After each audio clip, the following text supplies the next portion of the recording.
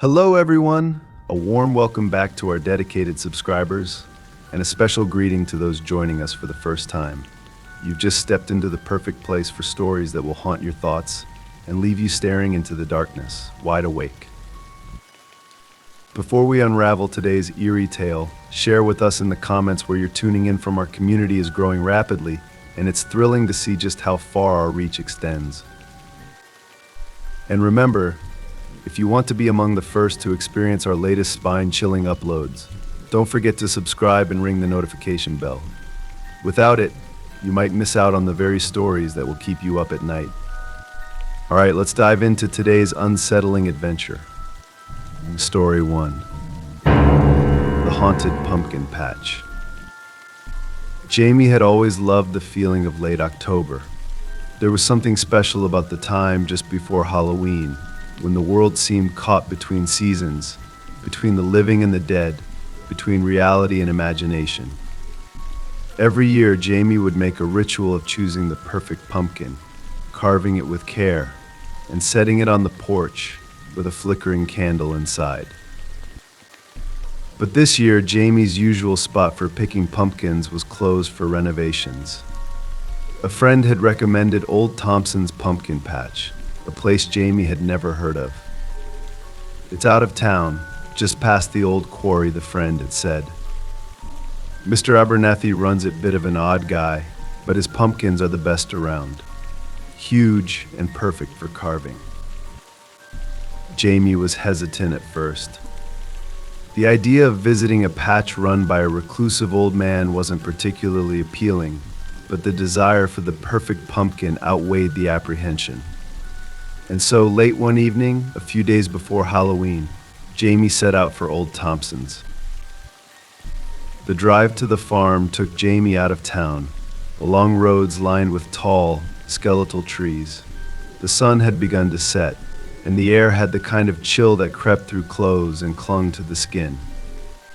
Jamie's truck rattled slightly on the gravel road, the headlights cutting through a fog that seemed to get thicker the farther they went. The fog was so dense that it felt like driving through a dream. The trees lining the road were just dark shapes looming in the mist, their branches like long fingers reaching out to catch the unwary. Jamie's hands gripped the steering wheel tightly as the truck bounced over a pothole. The fog was disorienting, and more than once Jamie had to squint just to stay on the road. Almost there, Jamie muttered, glancing at the GPS. The glowing screen showed that the patch was just a mile ahead. Jamie didn't know what to expect, but they told themselves it would be worth it after all. How eerie could a pumpkin patch really be? As Jamie approached the farm, the gravel road widened into a lot in front of the entrance. The GPS chirped a cheerful "You have arrived," but the voice did little to ease the growing sense of unease. There were no other cars parked in the lot. There were no lights, no other people wandering about looking for pumpkins. The only movement was the occasional rustle of leaves in the wind. Beyond the lot, the rows of pumpkins stretched out into the fog, barely visible, their shapes shifting and blending into the mist. Jamie turned off the engine and sat for a moment, taking in the silence. It was the kind of quiet that seemed unnatural, as if the world were holding its breath. After a moment, Jamie took a deep breath, grabbed their flashlight, and stepped out of the truck. The air was cold and damp, and Jamie shivered involuntarily as the fog seemed to cling to their clothes. The silence was so complete that Jamie could hear their own heartbeat, the rhythmic thud loud in their ears. Ahead, a small shack stood near the entrance, its wooden walls worn and warped with age. A crooked sign hung above the door, "Pumpkins for sale." The words were barely legible, the paint faded and peeling. Next to the shack, sitting in a rickety chair, was a figure, a hunched old man with a wide-brimmed hat that hid most of his face. Jamie felt a chill that had nothing to do with the cold. The old man didn't move as Jamie approached, didn't acknowledge their presence. He just sat there, slouched with his head low, his hat casting a shadow over his features. Jamie cleared their throat, trying to shake off the growing unease. "Excuse me," they said, stopping a few feet away. The words felt strange in the stillness, as if they didn't belong there. "I'm here to get a pumpkin." The old man didn't respond at first. He remained motionless, his head still bowed. Jamie was about to turn and leave, but just as they took a step back, the old man slowly lifted his head. His movements were deliberate, almost mechanical, and when he finally looked up, Jamie felt their breath catch in their throat. The man's face was gaunt, his skin pale and almost gray. His eyes were deep-set, dark and glassy, like someone who hadn't seen the light in a very long time. There was something about those eyes, something that made Jamie feel exposed, as if the old man could see into the very depths of their soul. "The pumpkins are in the back," the old man said, his voice low and gravelly, like the crunch of dead leaves underfoot. Jamie swallowed, trying to find their voice. "The back," they repeated, glancing at the rows of pumpkins that were already visible. The fog made it hard to see far, but the field seemed to stretch on indefinitely. The old man nodded slowly, then rose from his chair. He moved with a deliberate slowness, as if every step was a great effort. He leaned heavily on a walking stick, and as he pointed past the field, Jamie followed his gaze.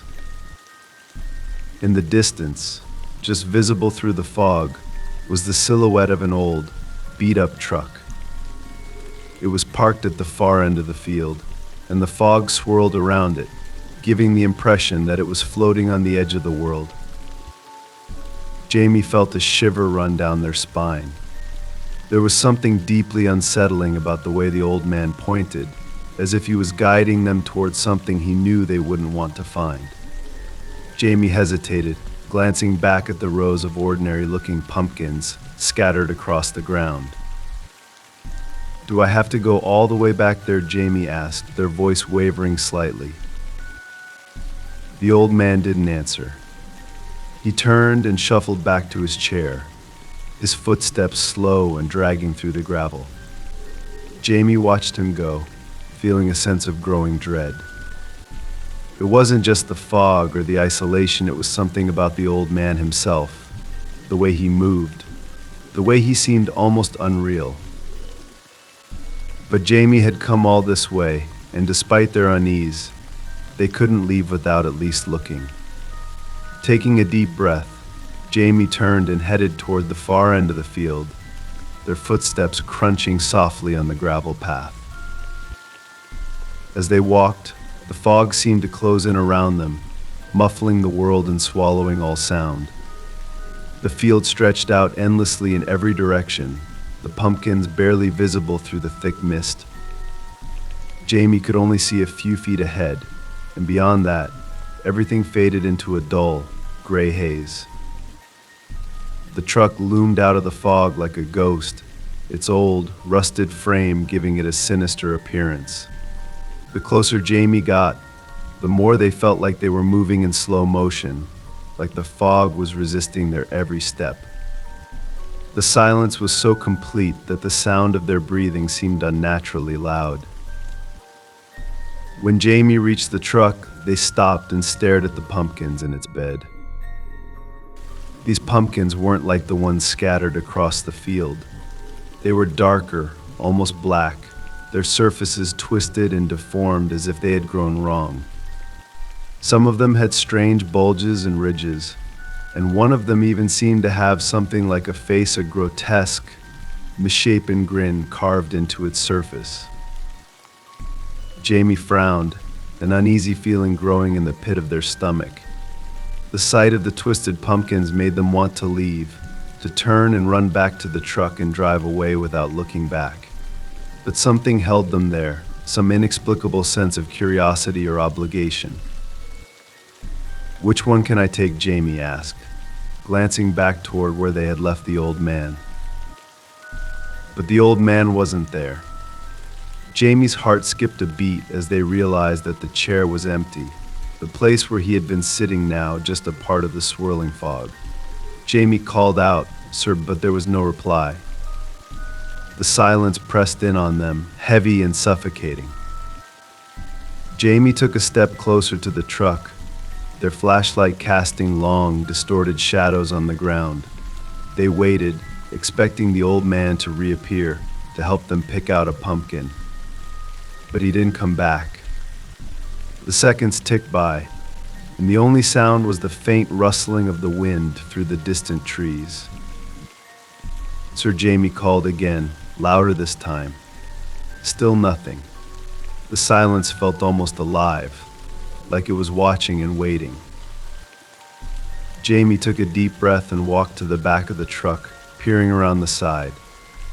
They expected to find the old man crouched down or hiding, but he wasn't there. He was simply gone, vanished into the fog. A strange, cold panic began to settle in Jamie's chest. They turned in a slow circle, searching the field for any sign of the old man. But there was nothing, just the endless rows of pumpkins disappearing into the mist.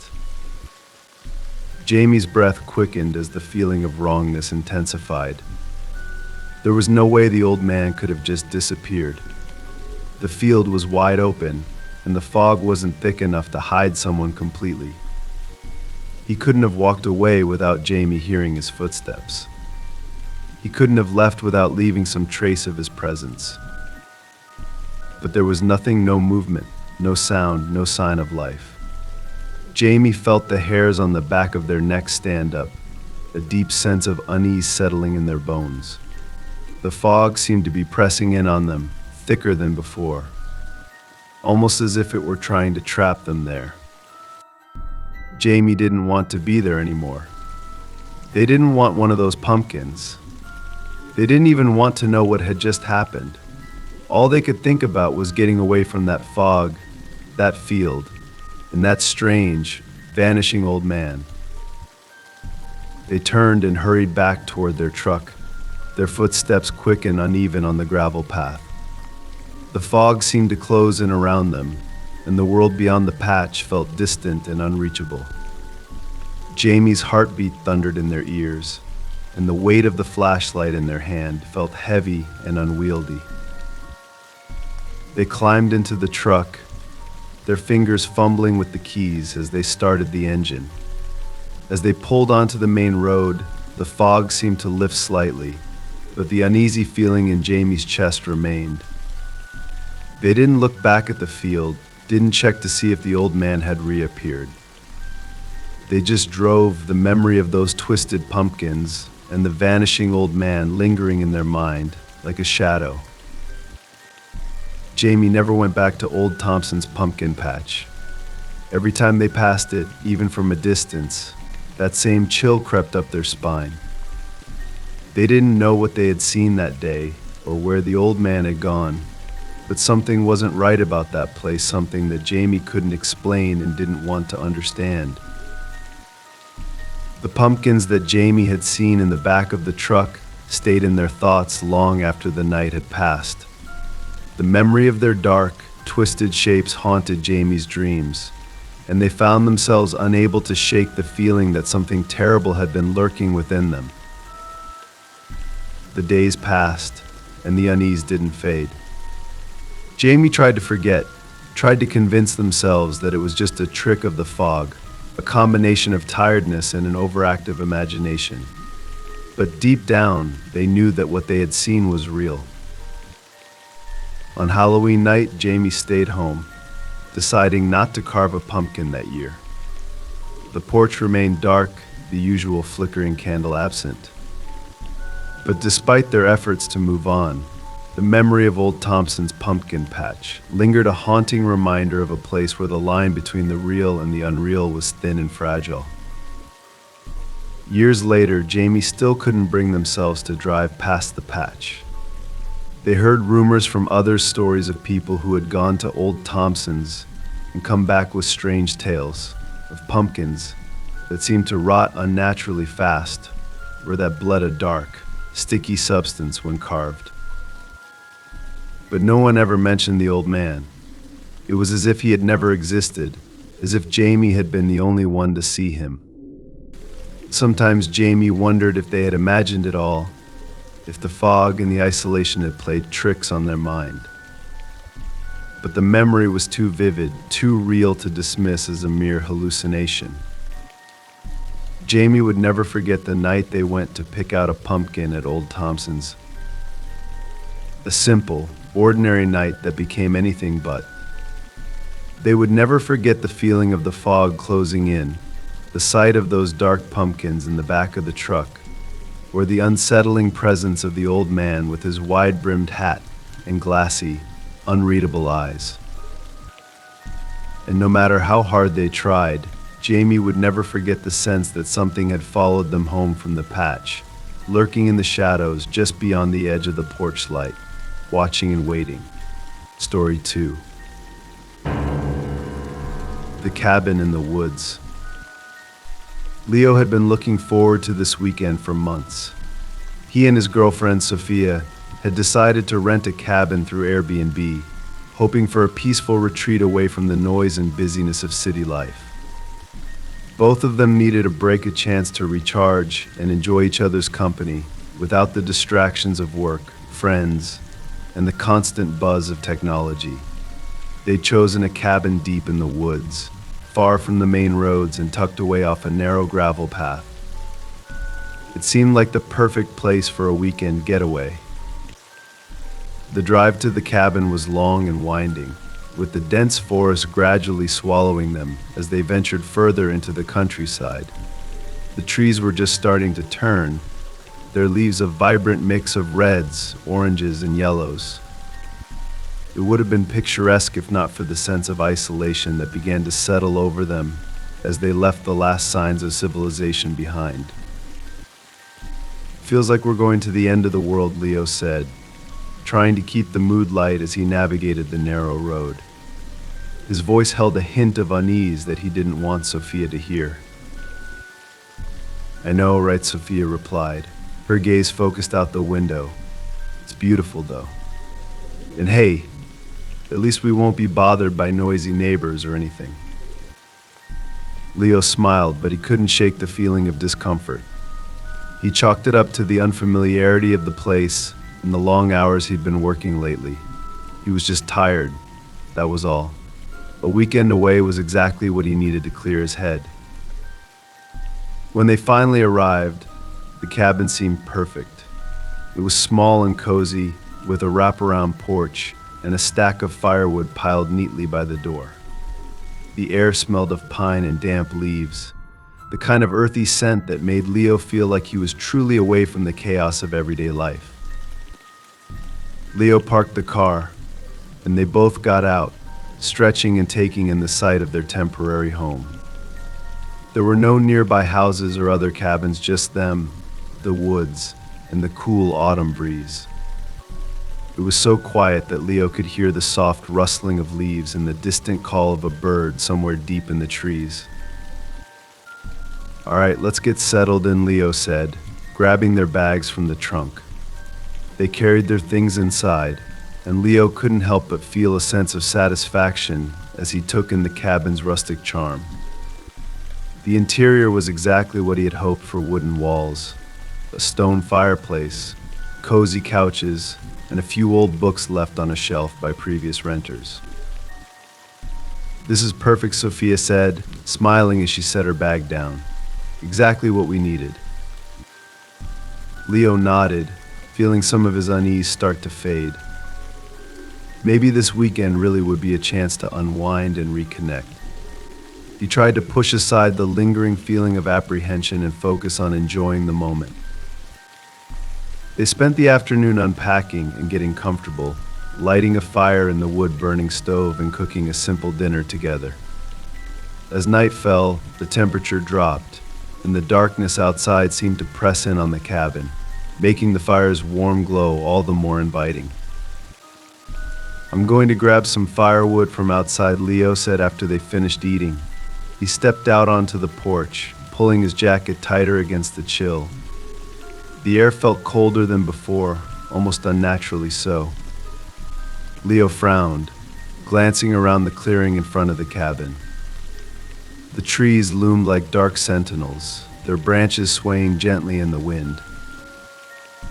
Leo shook off the uneasy feeling and grabbed a few logs from the pile by the door. As he turned to go back inside, he thought he saw movement out of the corner of his eye, a flicker of shadow at the edge of the clearing.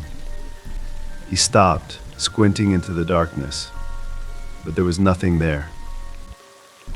"Just your imagination," Leo muttered to himself, pushing the door open and stepping back into the warmth of the cabin.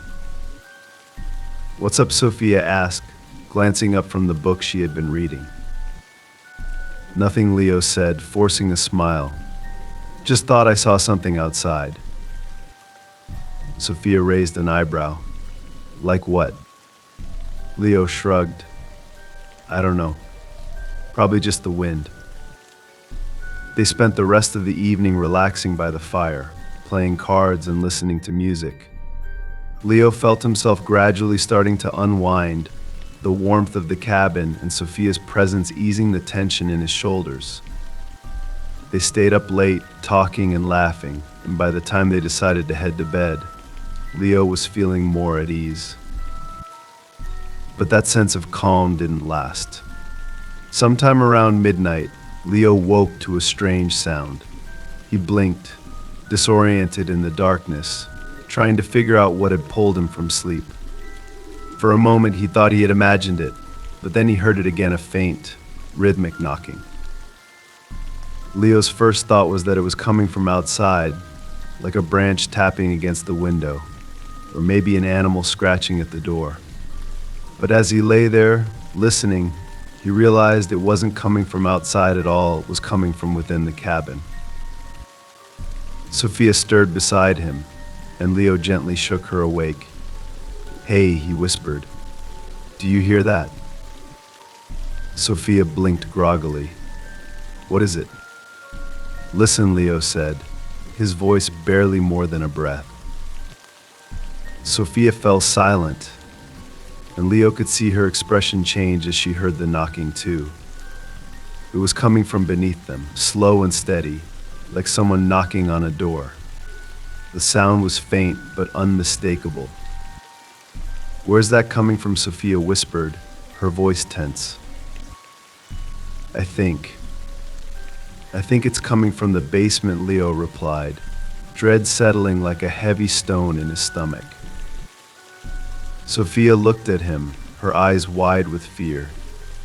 "The basement." Leo hesitated for a moment, then nodded. "Yeah." The two of them got out of bed, moving quietly through the dark cabin.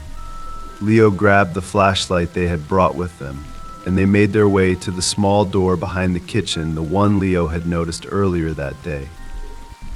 It was low and almost hidden, and Leo couldn't shake the feeling that it was out of place, like it didn't belong in the cabin's design. The knocking continued, steady and unchanging, as if whoever was down there knew they were coming. "Should we open it?" Sophia asked, her voice barely above a whisper. Leo didn't have a good answer. Every instinct told him to leave, to get in the car and drive as far away from the cabin as they could. But something held in their curiosity, maybe, or a sense of obligation to find out what was happening. He took a deep breath and reached for the knob. It was locked, just as it had been earlier, but Leo pulled out his multi-tool and began working at the latch. The knocking grew louder, more insistent, and Sophia clutched his arm, her grip tight. "Hurry," she whispered. After what felt like an eternity, Leo heard the click of the latch giving way. He took a step back, swallowing hard as he reached for the flashlight. Slowly, he opened the door, revealing a narrow set of wooden stairs leading down into darkness. The air that wafted up from the basement was damp and musty, carrying a faint smell of mold and decay. It felt colder than the rest of the cabin, and Leo shone the flashlight down the stairs, his hand trembling slightly. "What's down there?" Sophia asked, her voice shaking. Leo didn't answer. He took a step forward, peering into the darkness, and that's when he saw a figure sitting at the bottom of the stairs, slumped against the wall. It was a man, gaunt and exhausted, his clothes dirty and his eyes wild. "Please," the man rasped, his voice barely more than a whisper. "Help me." Leo's heart raced, and he felt Sophia's grip tighten on his arm. The sight of the man was so surreal, so unexpected, that Leo couldn't find his voice. Who are you?" Leo finally managed to ask. The man's eyes flicked up to meet Leo's, and in the beam of the flashlight, Leo could see the desperation etched into his face. He looked like he hadn't eaten in days, his skin pale and his cheeks hollow. "My name is Elias," the man said, his voice trembling with exhaustion. "Please, you have to help me. He locked me down here." Leo exchanged a horrified glance with Sophia. "Locked you down here," Leo repeated, trying to process what he was hearing. Elias nodded weakly. "I rented this cabin. A month ago," he said, his words coming in short, broken sentences. "Got into a dispute with the owner. Couldn't pay the full amount. He locked me down here." Leo's mind raced, trying to make sense of the situation.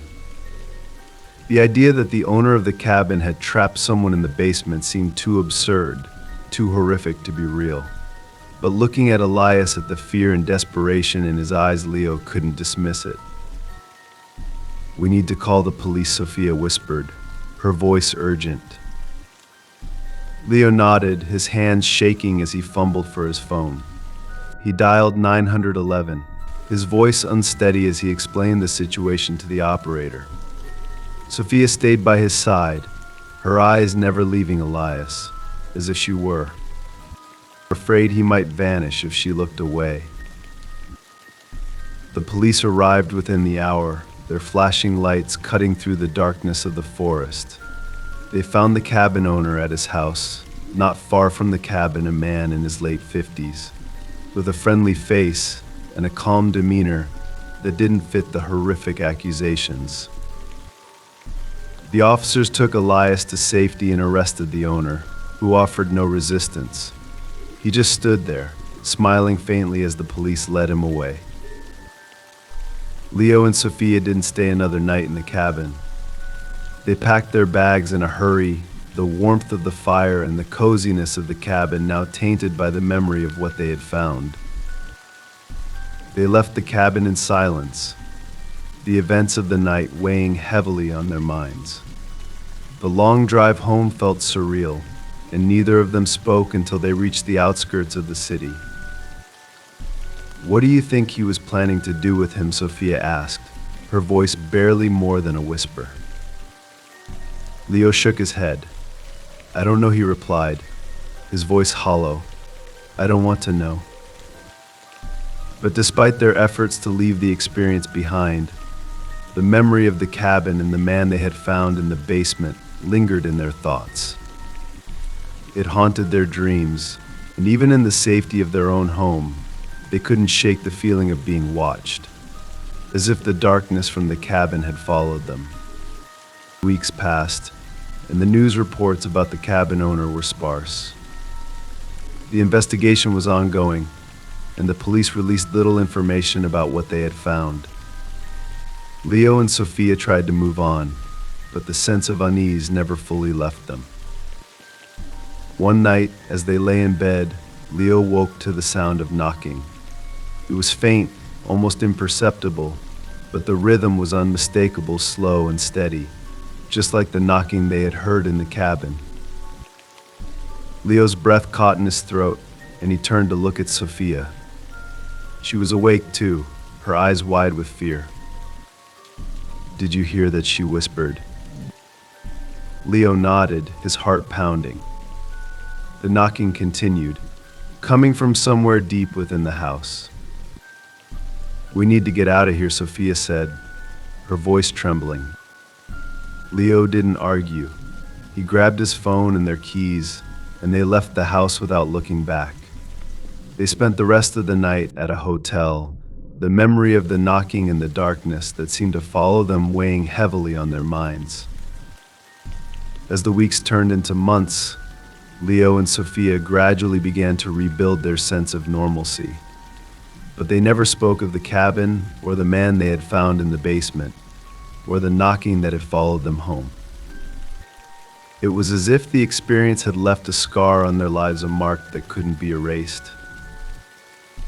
And sometimes late at night, when the world was quiet and the darkness pressed in, Leo would lie awake and listen, his ears straining for a sound he hoped he would never hear again.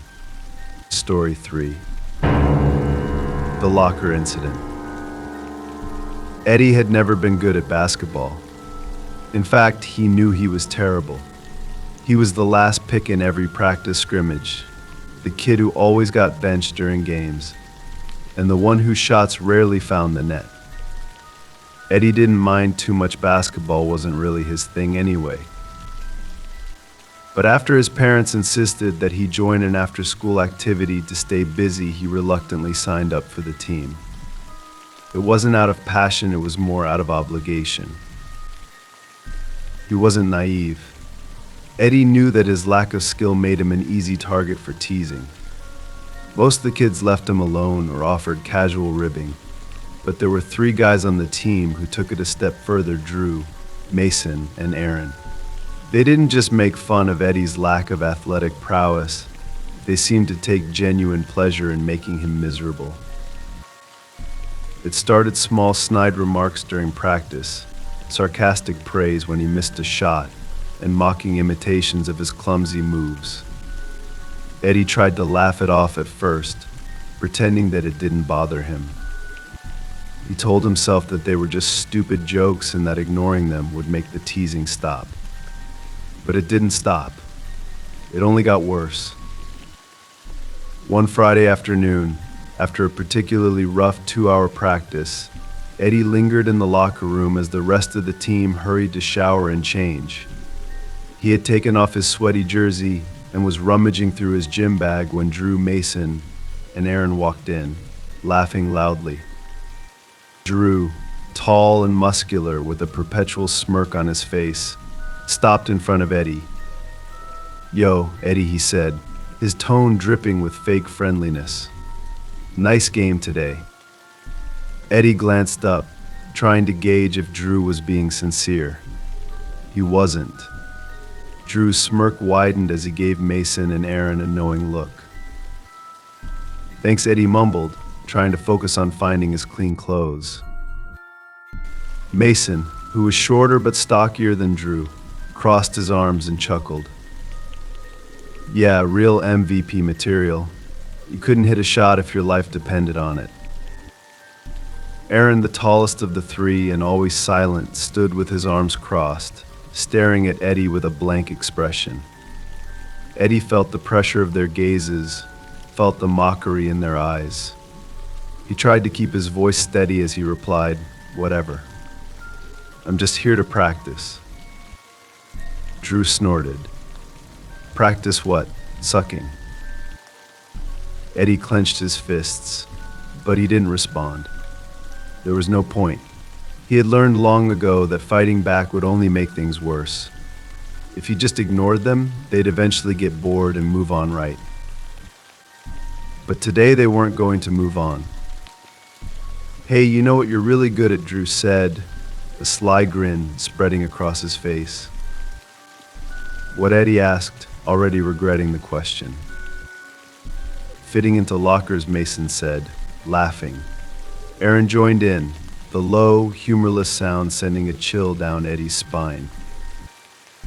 "Come on, guys," Eddie said, trying to keep his voice steady. "Just leave me alone, all right?" But they didn't. Before Eddie could react, Drew grabbed him by the shoulders, and Mason and Aaron moved in to help. Eddie struggled, panic surging through him as they pushed him toward the row of lockers at the far end of the room. "What are you doing?" Eddie demanded, his voice rising in fear. "Let me go." Relax, man, Drew said, his voice mocking. We're just having a little fun. Eddie tried to fight back, to wiggle free, but they were stronger. They shoved him against the cold metal of an open locker, the door creaking as it swung shut. Eddie tried to push back, but Mason pressed his shoulder hard, pinning him in place. Come on, guys, Eddie pleaded, his voice shaking. This isn't funny. Drew leaned in close, his smirk widening. You know what's not funny, he whispered. Watching you miss every shot you take. Let me out, Eddie said, his panic rising. But Drew and Mason didn't listen. They shoved Eddie into the locker, slamming the door shut with a loud clang. Eddie's world went dark, the air around him feeling suddenly tight and suffocating. For a moment, Eddie thought they would leave the door unlocked, that he would be able to push it open once they got bored and left. But then he heard the clink of a lock being snapped into place. Guys, Eddie said, trying to keep the rising panic from his voice. Come on, let me out. Outside the locker, he heard their laughter, cruel and mocking, echoing through the empty room. The sound of their footsteps faded as they walked away, leaving Eddie alone in the dark, cramped space. Guys, Eddie shouted, banging his fists against the metal door. Let me out. There was no response, only silence. Eddie's heart raced, and he tried to calm himself down. He told himself that someone would find him soon, that one of the coaches or the janitor would hear him and unlock the door. He just had to wait. But as the minutes ticked by, Eddie's breathing grew shallow, his panic rising with each passing second.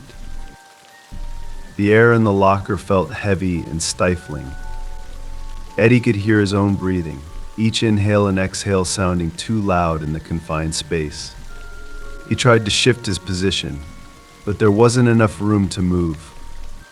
His knees were pressed against his chest, his shoulders hunched uncomfortably, and he could feel the cold metal against his back. Eddie closed his eyes, trying to focus on anything other than the darkness and the walls pressing in around him. He thought about his parents, about how they had encouraged him to join the basketball team. They didn't know what it was like for him, didn't understand how hard it was to be the worst player on the court every single day. Eddie tried to imagine what he would say to them if he ever got out of this locker, how he would explain what had happened. But the more he thought about it, the more his chest tightened with a mix of anger and humiliation. Why was he always the target? Why did Drew, Mason, and Aaron think it was so funny to mess with him? As the minutes stretched into what felt like hours, Eddie's voice grew hoarse from shouting. His throat ached, and his fists were sore from pounding on the door.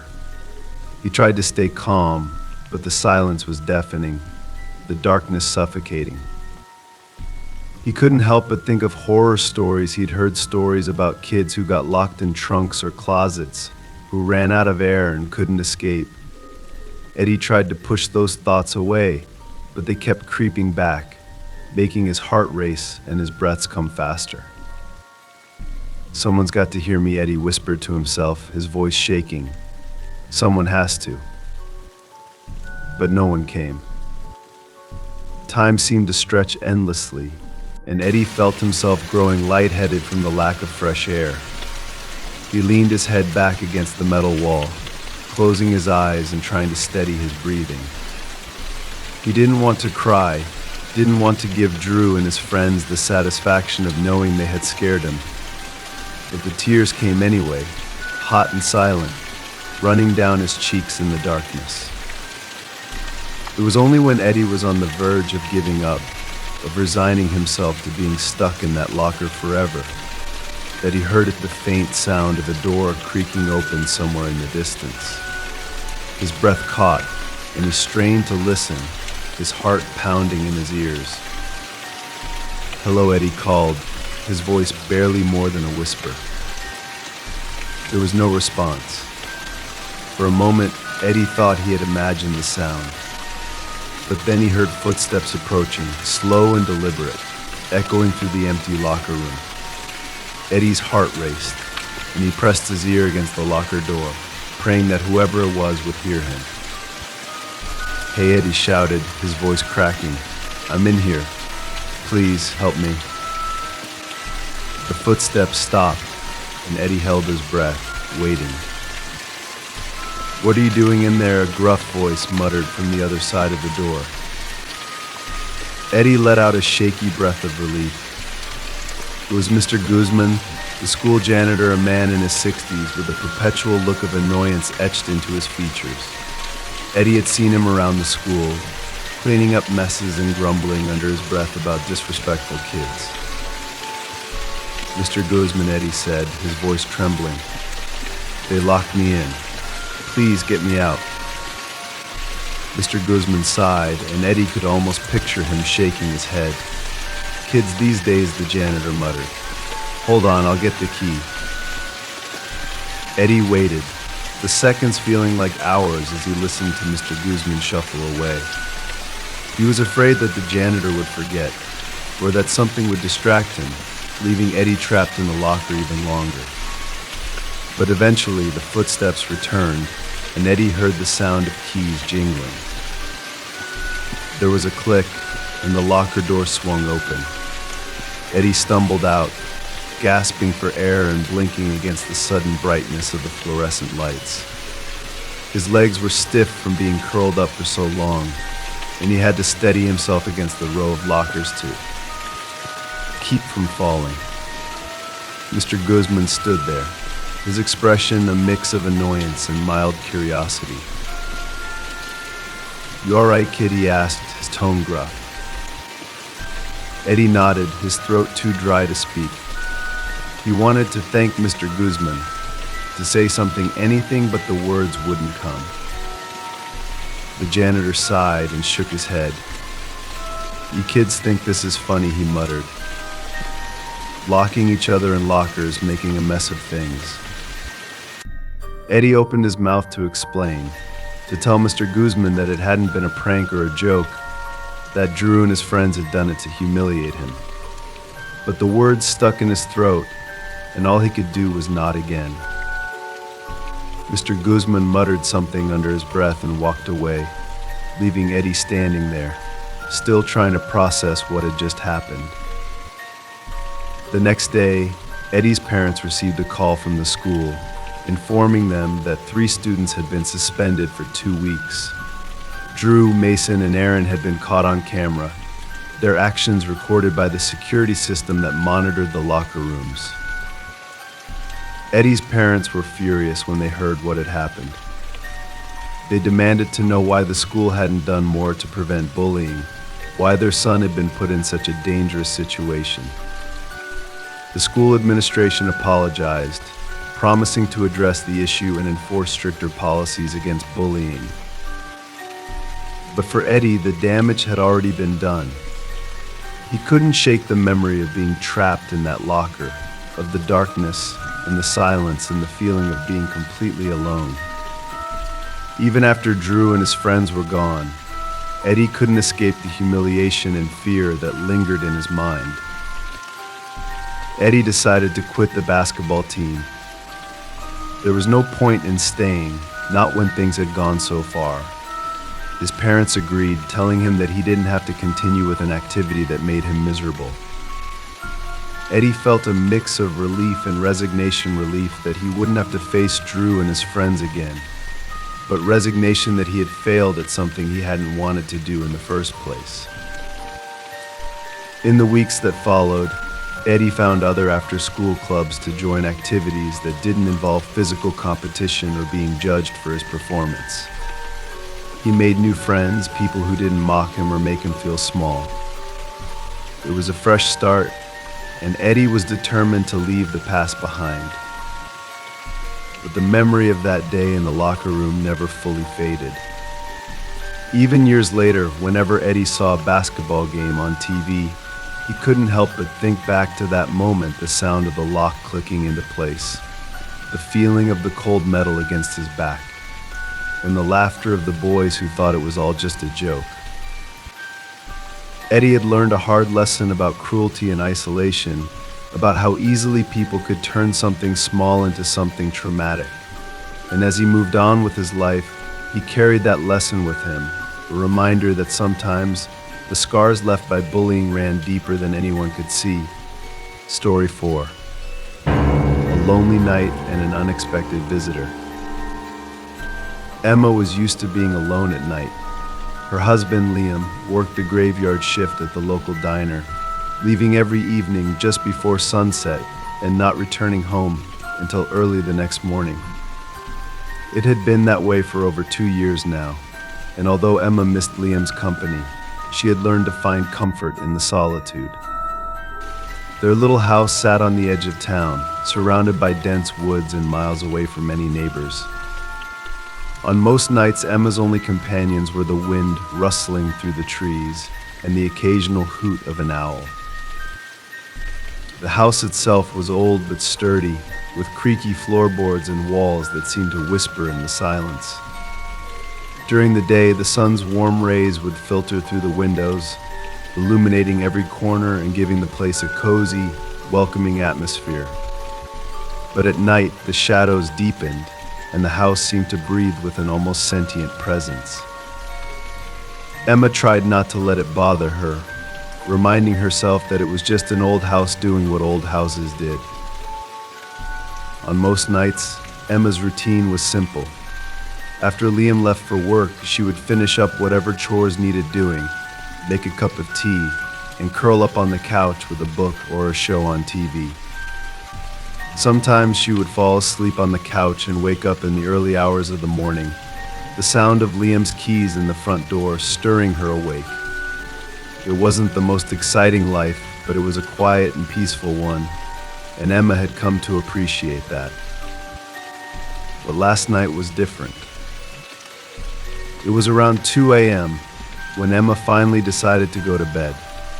She had spent the evening reading, and the book's slow, methodical prose had lulled her into a sleepy haze. She turned off the TV, locked the front door, and headed upstairs to the bedroom. The stairs creaked under her weight, but that was nothing unusual. The whole house seemed to be in a constant state of settling, shifting and breathing as if it were alive. The wind outside was strong that night, and Emma could hear the trees swaying in the gusts. She closed the bedroom window just enough to muffle the noise, leaving a crack for the cool night air to seep in. It helped her sleep. She told herself the fresh air and the quiet murmur of the wind. She crawled into bed and pulled the blankets up to her chin, feeling the warmth begin to spread through her body as she drifted off to sleep. But just as she was about to slip into unconsciousness, she heard a faint knocking sound coming from downstairs. At first, Emma thought it was just the wind playing tricks on her. The house was old, and the wind had a way of making the windows rattle and the floorboards creak. She closed her eyes, willing herself to ignore it, but the knocking came again, soft, deliberate, and unmistakable. Emma's heart began to beat faster. She told herself that it was probably nothing, maybe a branch tapping against the window or some animal scurrying around on the porch. But the knocking didn't stop. It continued, steady and persistent, as if someone was standing at the front door, waiting to be let in. Maybe Liam came back early, Emma thought, the idea both comforting and unnerving. It was rare for Liam to come home before his shift ended, but it wasn't impossible. If the diner was slow, his manager would sometimes let him leave early. Gathering her courage, Emma threw off the blankets and got out of bed. The air in the house felt colder than usual, and she shivered as she made her way to the bedroom door. She moved quietly, listening for any other sounds, but all she could hear was the soft, persistent knocking. Emma descended the stairs slowly, her bare feet barely making a sound on the old wooden steps. The front hallway was dark, illuminated only by the faint light of the moon filtering through the small window in the front door. She hesitated at the bottom of the stairs, listening, trying to hear anything beyond the knocking. But the sound continued, a gentle but deliberate tap, tap, tap that seemed almost too polite, as if whoever or whatever was on the other side of the door was trying not to wake anyone. Emma took a deep breath and approached the door, her fingers hovering over the lock. She leaned in close, peering through the small window, but all she could see was her own reflection, distorted and ghostly in the dim light. Liam, she called softly, her voice barely more than a whisper. There was no response. The knocking stopped, and the silence that followed was heavy and unnerving. Emma felt her pulse quicken, a sense of dread creeping up the back of her neck. She was suddenly aware of just how alone she was, with no one around for miles except the trees and the wind. Emma swallowed hard and unlocked the door, opening it just enough to peek outside. She expected to see Liam standing there, maybe with an apologetic grin on his face for scaring her. But when she opened the door, there was no one. The front yard was empty, bathed in the pale light of the moon. The trees in the distance swayed gently in the wind, their branches casting long, shifting shadows on the ground. Emma felt a chill run down her spine, and she couldn't shake the feeling that something was watching her from the darkness beyond the porch. She waited for a moment, listening, but there was no sound except for the rustling of leaves and the distant call of an owl. Emma was about to close the door when she heard a voice, a small, timid voice that seemed to come from nowhere and everywhere all at once. "Where am I?" the voice asked. Emma's breath caught in her throat, and she looked down to see a child standing on the porch. He couldn't have been more than 6 years old, with messy hair and wide, confused eyes. He was wearing a thin, oversized coat that looked far too big for his small frame. Where did you come from?" Emma stammered, her voice barely audible. The boy looked up at her, his expression vacant and almost dreamlike. "Where am I?" he repeated, his voice soft and strange, as if he wasn't fully awake. Emma's mind raced, trying to make sense of the situation. There were no children living anywhere nearby, not for miles. And yet, here was this small boy, standing on her porch in the middle of the night, looking lost and alone. Before she could ask any more questions, something shifted in the shadows behind the boy. Emma's eyes widened as a figure stepped out of the darkness, a tall man, his face partially hidden by the brim of a hat and his eyes obscured by the shadows. He stood completely still, his presence unsettling in its quiet intensity. Who are you?" Emma asked, her voice trembling. The man didn't respond. He just stood there, watching her. And then Emma saw the glint of something metallic in his hand, a knife. The realization hit Emma like a punch to the gut. This wasn't an innocent child lost in the woods. This was a trap, a cruel, deliberate trap to lure her out of the house. Emma's instincts took over, and she slammed the door shut, locking it as quickly as her shaking hands would allow.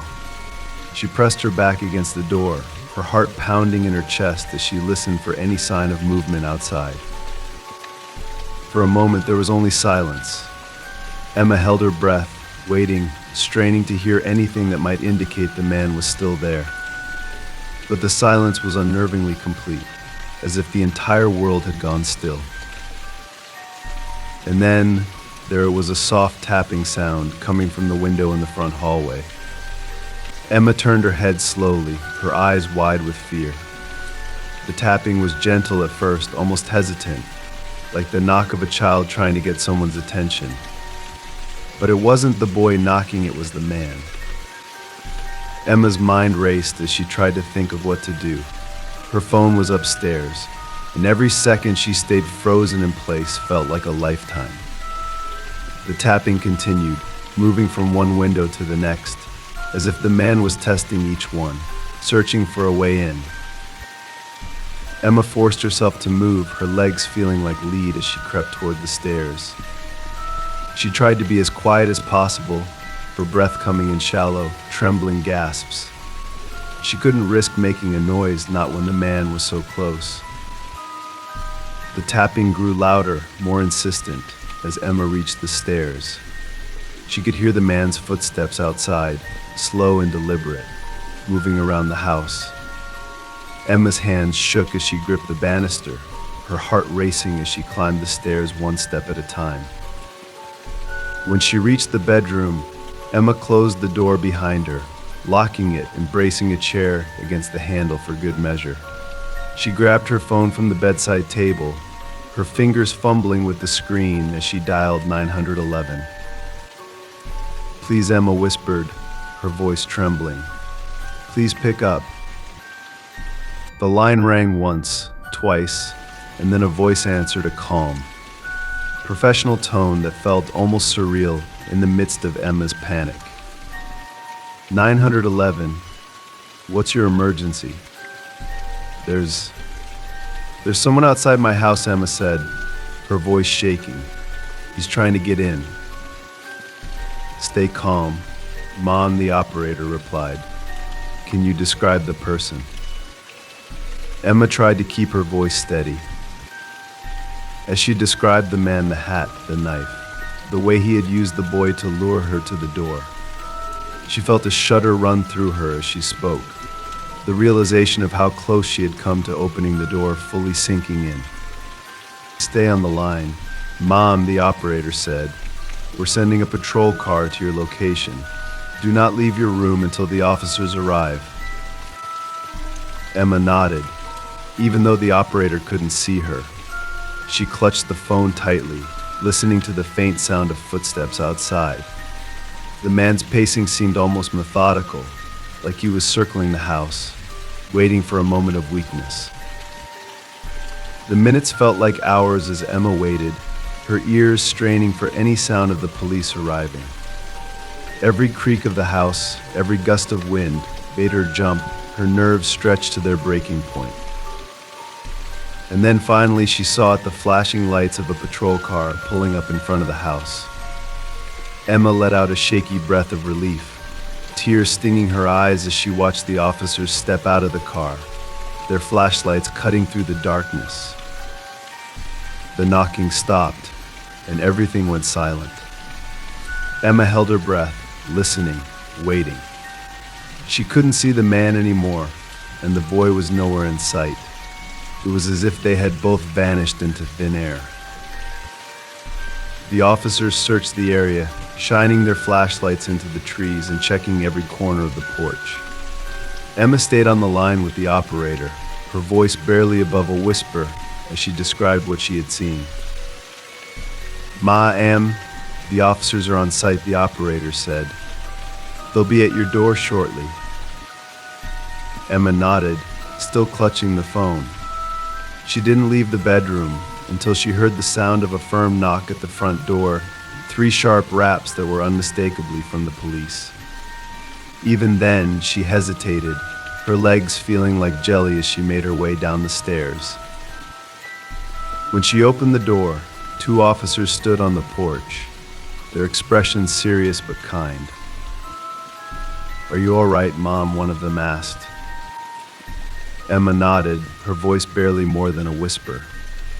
I think so." The officers spoke to her calmly, reassuring her that they had found no sign of the man or the boy. They told her that it was possible the intruder had fled when he saw the patrol car approaching. Emma tried to take comfort in their words, but a lingering sense of unease gnawed at the back of her mind. "Do you have anyone you can stay with tonight?" one of the officers asked. Emma shook her head. "My husband is at work. He won't be home until morning." The officers exchanged a glance, and one of them offered to stay outside in the patrol car until Liam returned. Emma thanked them, her voice still trembling as she closed the door and locked it again. She stayed awake for the rest of the night, sitting on the couch with a blanket wrapped around her shoulders, her eyes constantly darting to the windows.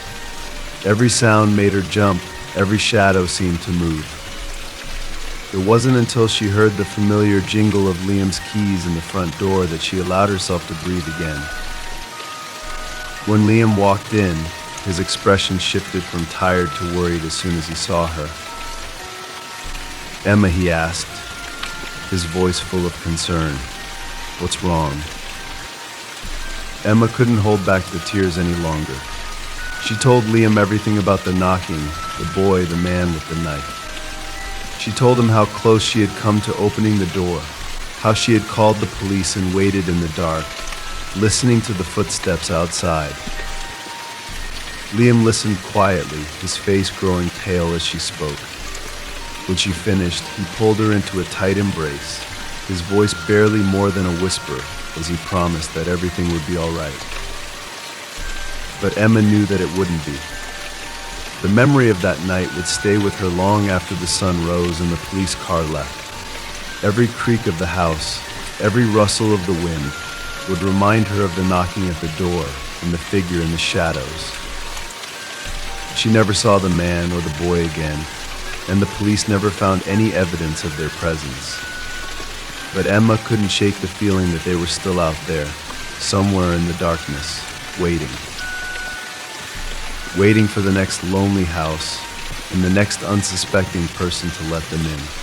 Story 5. The Reckless Youth Incident.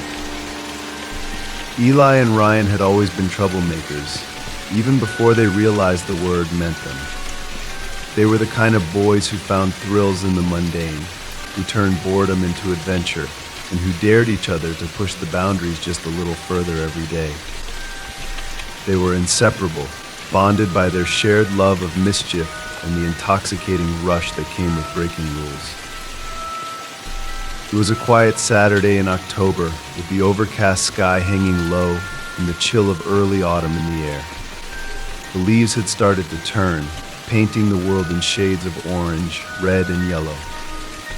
The streets of their small town were empty, save for the occasional car driving lazily through the neighborhood. It was the kind of day that made Eli restless, itching for something to break the monotony. "Man, there's nothing to do," Ryan said, kicking a stray pebble down the sidewalk. His voice carried a hint of irritation, the kind that came from spending too many afternoons doing the same thing over and over. Eli glanced around, his eyes lingering on the road that ran parallel to the playground where they had been hanging out. It wasn't a major road, but it got enough traffic that it was always moving with a steady flow of cars. Eli could see the allure and the simplicity of it, the way each car passed by like clockwork, unaware of the two bored boys watching from the swings.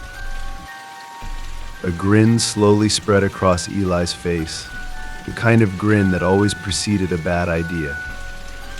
"Want to throw rocks at cars?" he asked, his tone casual but tinged with excitement. Ryan hesitated for a moment, his brow furrowing as if considering the consequences.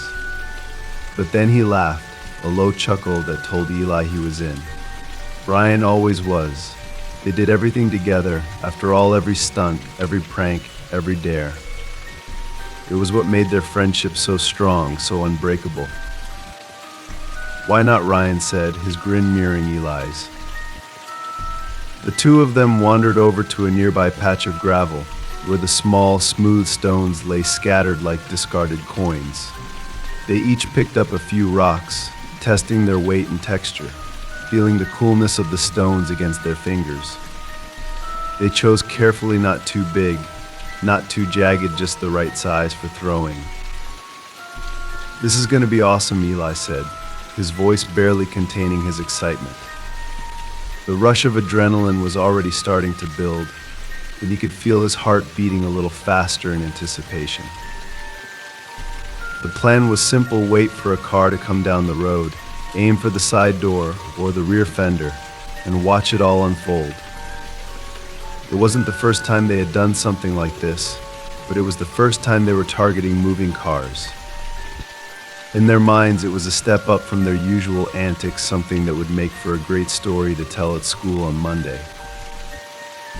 As the first car approached, Eli felt a thrill of anticipation. He gripped the stone in his hand, waiting for just the right moment. Ryan stood a few feet away, poised and ready with his own rock. They exchanged a quick glance, a silent understanding passing between them. "Now," Eli whispered. He threw the rock, watching as it arced through the air and hit the side of the car with a loud crack. The impact wasn't dramatic, just a small dent, barely noticeable. But to Eli, it felt like a victory. The sound of the rock hitting the car sent a rush of adrenaline through his veins, and he couldn't help but laugh. Ryan's throw came a second later, his rock missing the car completely and skittering across the road. He cursed under his breath, but Eli was already too caught up in the excitement to care. The car kept driving, its driver seemingly unaware of what had happened. The lack of immediate consequences only fueled their confidence. "That was awesome," Eli said, his grin widening. Ryan laughed, the sound echoing through the empty playground. "Yeah, let's do it again." And so they did. They waited for the next car, and the next, each time growing bolder and more reckless. The thrill of watching the cars drive away without stopping made them feel invincible, like they could get away with anything. They were just two kids messing around. What was the harm in that? But then, a black sedan came down the road, its sleek exterior reflecting the dull gray sky. Eli picked up another rock, feeling its weight in his hand. This one was a little larger than the others, but he didn't think much of it. He was feeling confident, maybe even overconfident. "Watch this," Eli said, raising his arm.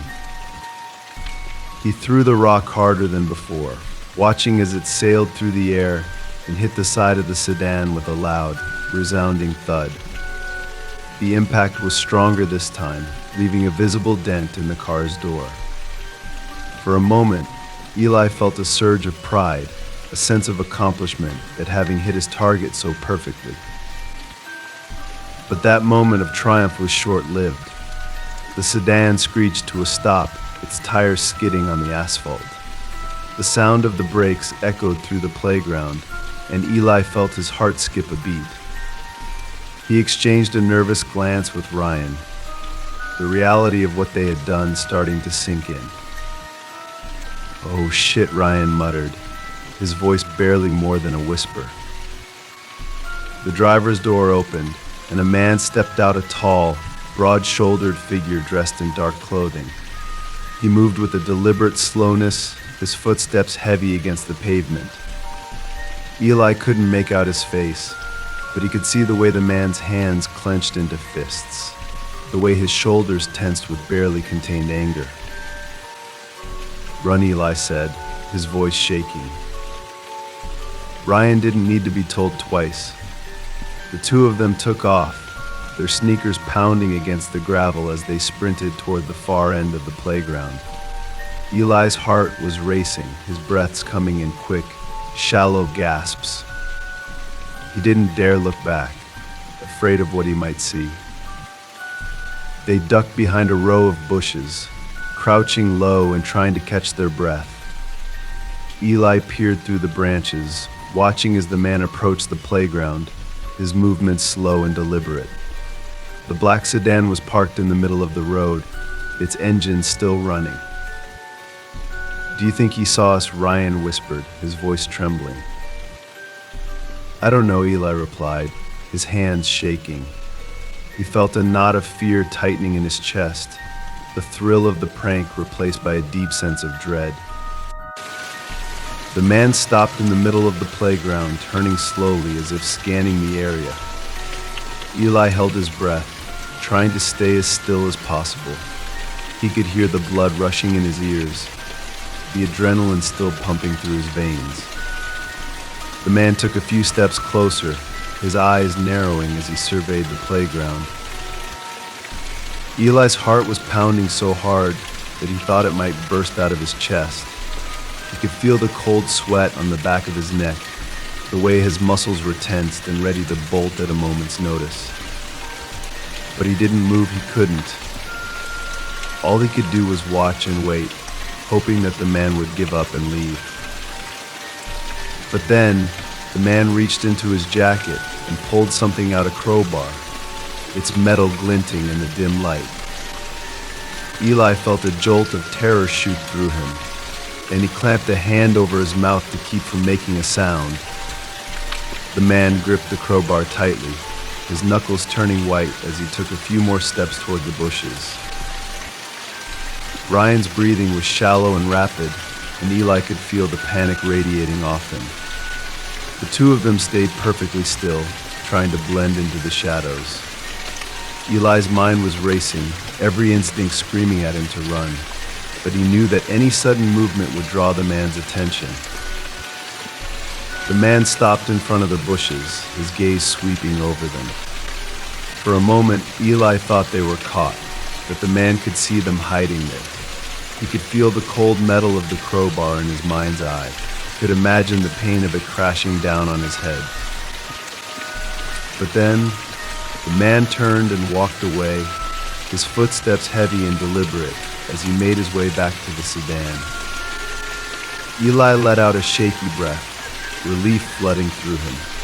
He watched as the man got into the car, slamming the door shut and speeding off down the road. For a moment, neither of them moved. They were too stunned, too shaken to do anything but sit there in silence, the adrenaline slowly draining from their bodies. Eli felt his hands start to tremble, and he clenched them into fists to keep from shaking. What the hell was that Ryan finally whispered, his voice barely audible? I don't know, Eli replied, his voice shaking. But we need to get out of here. Ryan nodded, and the two of them stood up, their legs feeling like jelly. They didn't waste any time leaving the playground, their footsteps quick and unsteady as they made their way back to the main road. They didn't talk, didn't even look at each other, they just walked in silence, the weight of what had happened hanging heavy between them. When Eli got home, he couldn't shake the feeling of dread that had settled in his chest. He kept replaying the events in his mind, the way the rocket hit the car, the way the man had. Stepped out with the crowbar, the look of anger in his eyes. It felt surreal, like something out of a nightmare, and yet it was all too real. Eli's parents were out for the evening, which meant he had the house to himself. Normally, he would have been thrilled at the prospect of having the place to himself, but tonight, the silence felt suffocating. Every creak of the house, every rustle of the wind outside, made his heart race with paranoia. He tried to distract himself by watching TV, but his mind kept wandering back to the man with the crowbar. What if he came looking for them? What if he knew where Eli lived? The thought made his stomach churn with fear, and he turned off the TV, unable to focus on anything but the growing sense of unease. Hours passed, and Eli couldn't sleep. He lay in bed, staring up at the ceiling, his mind racing with all the ways things could have gone wrong. He thought about the man with the crowbar, about what might have happened if he had found them hiding in the bushes. He thought about Ryan, and whether he was feeling the same crushing sense of dread. The next day, Eli went to school, hoping that the routine of classes and the presence of other people would help ease his anxiety. But it didn't. Everywhere he went, he felt like someone was watching him, like the man from the playground was lurking just out of sight. Eli's friends noticed that something was off, but he brushed off their concerns, telling them he was just tired. Ryan wasn't at school that day. Eli didn't know if it was because he was sick or if he just couldn't face going back after what had happened. Either way, Eli couldn't shake the feeling that they were both in over their heads, that they had crossed a line they couldn't come back from. As the days passed, the fear slowly began to fade, replaced by a lingering sense of guilt. Eli and Ryan never talked about what had happened, but they both knew that something had changed between them. The reckless thrill of their friendship had been replaced by a quiet, unspoken understanding that they had pushed their luck too far, and that they couldn't keep doing things like this. Weeks went by, and Eli tried to move on, to forget about the incident. But it wasn't that simple. The memory of the man with the crowbar lingered in the back of his mind, a constant reminder of the danger they had put themselves in. Eli started to distance himself from Ryan, the bond of their friendship slowly unraveling as the weight of their shared guilt pulled them apart. Ryan took it hard, lashing out in frustration and anger. He didn't understand why Eli was pulling away, why things couldn't go back to the way they were before. But Eli couldn't explain it, couldn't put into words the fear and regret that had taken root in his heart. Eventually, Ryan found new friends, kids who were just as reckless and thrill-seeking as he had been. Eli watched from a distance, feeling a pang of jealousy mixed with relief. He wanted to be a part of that world again, to feel the rush of adrenaline and the sense of invincibility that came with it. But he knew he couldn't, not after what had happened. One day, as Eli was walking home from school, he saw the black sedan parked at the end of his street. His heart stopped, and he felt a surge of panic rise up in his chest. The memories came flooding back, the fear and the adrenaline crashing over him like a wave. He forced himself to keep walking, his hands trembling as he passed the car. He didn't dare look inside, didn't want to know if the man was there, watching him. He just kept his head down and walked as quickly as he could, his breaths coming in short, ragged gasps. When he reached his house, he locked the door behind him, his hands shaking uncontrollably. He pressed his back against the door, trying to steady his breathing, trying to convince himself that it was just a coincidence that it wasn't the same car. But deep down, Eli knew it was. He knew that the man hadn't forgotten, that he was still out there, waiting for the right moment to strike. The fear that had been simmering beneath the surface finally boiled over, and Eli felt the crushing weight of it settle on his chest. Eli never saw the man with the crowbar again, but the memory of that day stayed with him long after the incident was over. It haunted his dreams, replaying in vivid detail the sound of the rock hitting the car, the screech of the tires, the sight of the man stepping out with the crowbar in hand.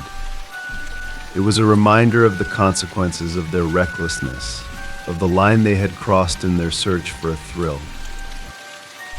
In the end, the incident changed Eli in ways he couldn't fully articulate.